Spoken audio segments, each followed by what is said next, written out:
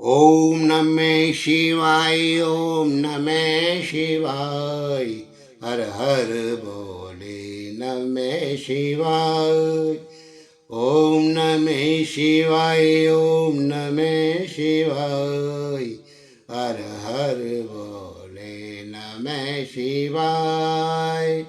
बोलिए श्री शंकर भगवान की जय। अब आप सोमवार के व्रत की कथा को सुनिए। एक नगर में एक बहुत साहूकार सेठ रहता था, जिसके घर में धन की कोई कमी नहीं थी। परंतु उसे एक दुख था, और वे दुख था कि उसके पुत्र नहीं था। और पुत्र की कामना के लिए वे हर सोमवार को भगवान शंकर का व्रत पूजन किया करता था। शाम के समय मंदिर में जाकर शंकर जी के सामने दीपक जलाया करता था।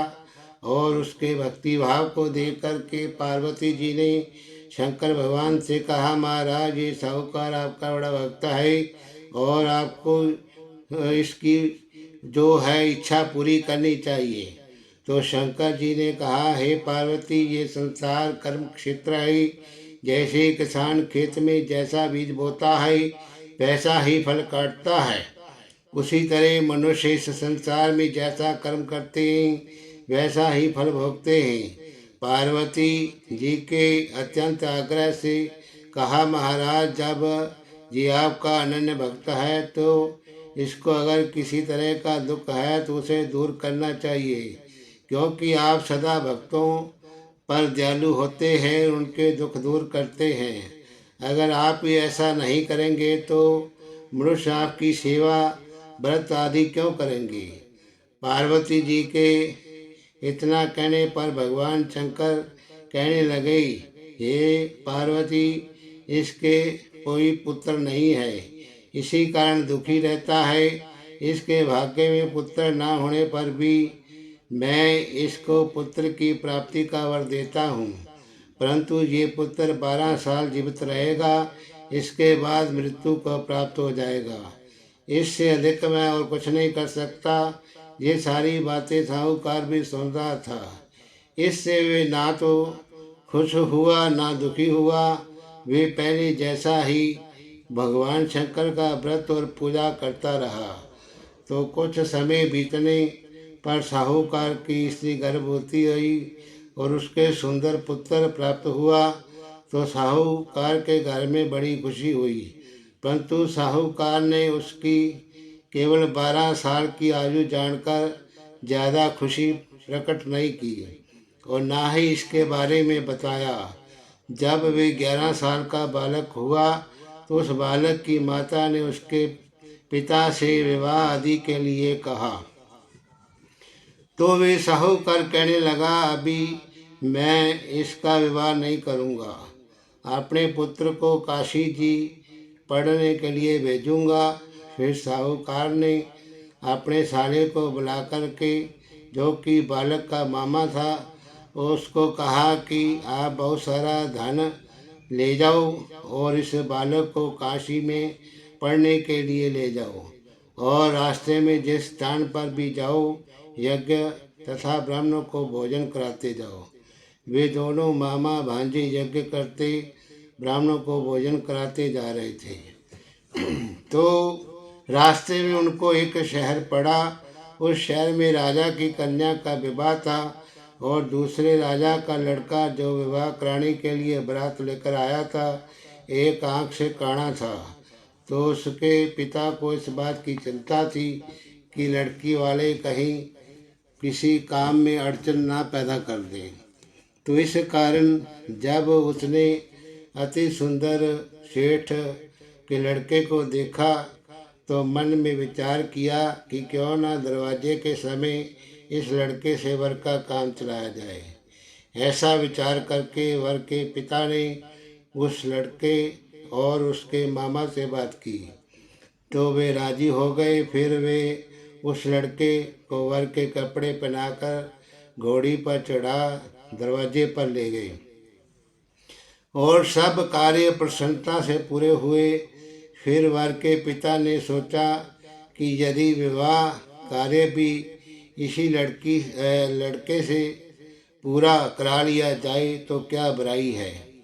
तो ऐसा विचार करके लड़के और उसके मामा से कहा कि अगर आप फेरों का और कन्यादान का काम भी करा दें तो आपकी बड़ी कृपा होगी, हम इसके बदले में आपको बहुत सारा धन देंगे।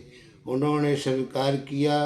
विवाह कार्य भी पूरा हुआ, परंतु जिस समय लड़का जाने लगा तो उसने राजकुमारी की चुनड़ी के पल्ले में लिख दिया कि तेरा विवाह मेरे साथ हुआ है, परंतु जिस राजकुमार के साथ ये तुझे भेजेंगे वे एक आँख से काना है और मैं काशी जी पढ़ने जा रहा हूँ।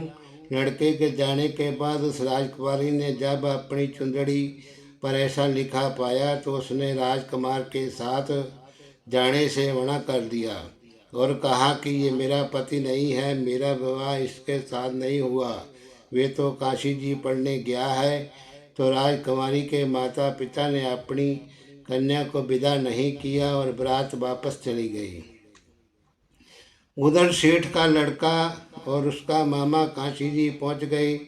वहां जाकर उन्होंने यज्ञ करना लड़के ने पढ़ना शुरू कर दिया और जब लड़के की आयु 12 साल की हो गई तो उस दिन उन्होंने यज्ञ रच रखा था कि लड़के ने अपने मामा से कहा, मामा जी आज मेरी तबीयत कुछ ठीक नहीं है। तो मामा ने कहा अंदर जाकर सो जाओ। तो लड़का अंदर जाकर सो गया। थोड़ी देर में उसके प्राण निकल गए। जब उसके मामा ने आकर देखा कि वे मुर्दा पड़ा है तो उसको बड़ा दुख हुआ और उसने सोचा कि अगर मैं अभी रोना पीटना मचा दूंगा तो यज्ञ का कार्य अधूरा रह जाएगा। अतः उसने जल्दी से यज्ञ का कार्य समाप्त करके ब्राह्मणों के जाने के बाद रोना पीटना शुरू कर दिया। संयोग वश उसी समय शंकर भगवान जी उधर से जा रहे थे। जब उन्होंने जोर जोर से रोने की आवाज़ सुनी तो पार्वती जी कहने लगी, महाराज कोई दुखिया रो रहा है, इसके कष्ट को दूर कीजिए। जब शिव पार्वती ने पास जाकर देखा तो वहाँ एक लड़का मुर्दा पड़ा था। तो पार्वती जी कहने लगी, महाराज ये तो उसी सेठ का लड़का है जो आपके वरदान से हुआ था। शिव जी कहने लगे, हे पार्वती इसकी आयु इतनी ही थी, वे ये भोग चुका है। तब पार्वती जी ने कहा कि हे महाराज जी इस बालक को और आयु दो, नहीं तो इसके माता पिता तड़प तड़प कर मर जाएंगे। पार्वती जी के बार बार आग्रह करने पर शिव जी ने उसको जीवन वरदान दिया और शिवजी महाराज की कृपा से लड़का जीवित हो गया। शिवजी और पार्वती कैलाश पर्वत पर चले गए। तब वे लड़का और मामा उसी प्रकार यज्ञ करते ब्राह्मणों को भोजन कराते अपने घर की ओर चल पड़े। रास्ते में उसी शहर में आए जहाँ उसका विवाह हुआ था।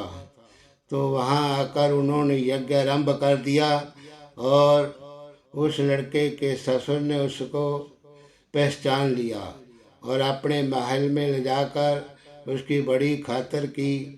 साथ ही बहुत से दास दासियों सहित आनंद पूर्वक लड़की और जमाई को विदा किया।